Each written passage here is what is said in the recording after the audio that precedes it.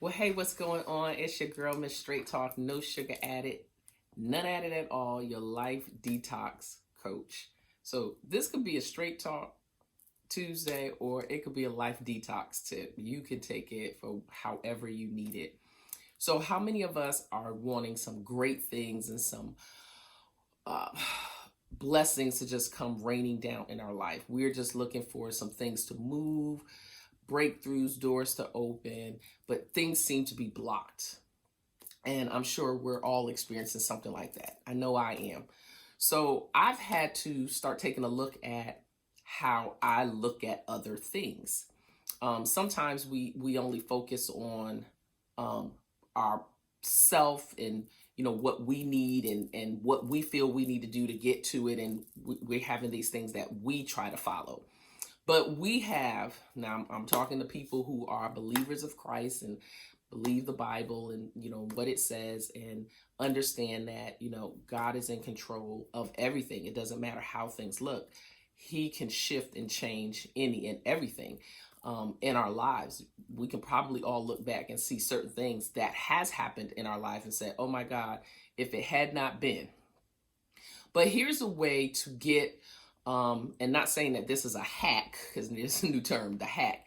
It's not a hack to get God to move on your behalf, but this is how we move in a vein, or we move as a conduit unto ourselves to get things to happen in our lives. We have to understand that what the scripture says about certain things, or well, about everything, is true. So there's a couple of scriptures that I want to share, and it's Matthew 25:38-40, where it says, where Jesus was talking to his disciples, and he says, they said, when did we see you a stranger and invite you in, or needed clothes or clothe you? When did we see you sick or in prison and go to visit you? And he replied, I tell you, whatever you did for one of the least of these brothers and sisters of mine, you did it for me. And then he says in Hebrews 13, let brotherly love continue. Be not forgetful to entertain strangers, for thereby some have entertained angels unaware. So I just want to put this out there as a thought. We have to look and see, what am I waiting for? What is the blessing that I'm waiting for to come into my life? What am I doing to block it? Because God is ready to do everything that he has promised us, but there are things that we're doing that's hindering that. So when you think about these two scriptures, everything with God is about humanity. It's about love. It's about peace. It's about compassion. And those are the things that he wants us to exemplify so we can show him in ourselves to others.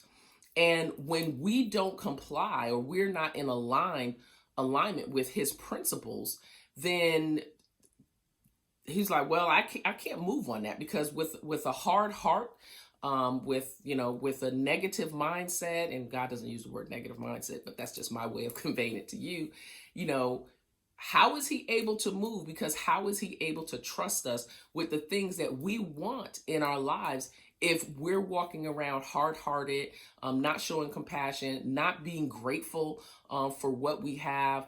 And as it says here, that, for thereby some have entertained angels unaware. So it's always the unlikely person or the unlikely situation where he may be found, waiting to see and to check our hearts on certain things. So I know for me, and y'all know I don't ever attempt to be super spiritual. I just really just understand, or attempt to understand, what it is that God has for me and how much I want it, and what do I need to do to obtain that. So sometimes we get all in our head and about knowledge, but it's not about knowledge. It's about using wisdom. Like, sometimes we have to use wisdom. It doesn't matter how much knowledge we have about something. It's about using godly wisdom. And so I know for me, there are doors that I want open for me. And I know that there are doors that you want open for you. So you have to ask yourself and check yourself each and every day.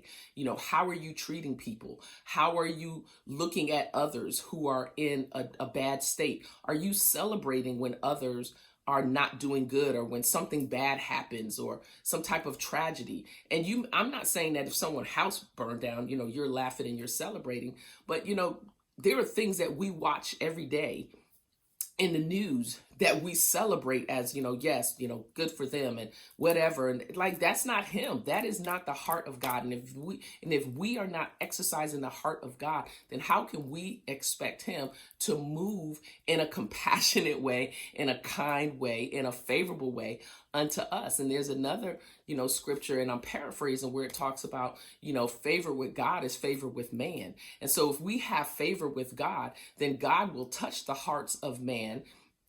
I'm not being gender specific, you know what I mean? But if he will touch the heart of his people to move on your behalf, there's where those things will open up for you.